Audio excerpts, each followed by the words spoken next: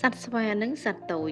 តាំងពីដើមឡើយមានសត្វស្វាមួយដែលតែងតែចូលចិត្តលោតចុះលោតឡើងតាមមែកឈើពីដើមមួយទៅដើមមួយ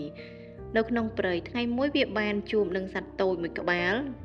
ស្វាខឹងយ៉ាងខ្លាំងដោយសារតែគិតថាគេមកដណ្ដើមកន្លែងរបស់ខ្លួនហើយក៏ចាប់ផ្ដើមឆាឆៅសត្វស្វាបានលោតកាន់តែលឿនទៅប៉ះសត្វតូចក្នុងពេលនោះសត្វតូចក៏ធ្លាក់ចុះមកក្រោម ក្រោយមកវាក៏ចាប់ផ្ដើមសួរទៅស្វាថាហេហេតុអីបងមកប៉ះខ្ញុំយ៉ាងនេះ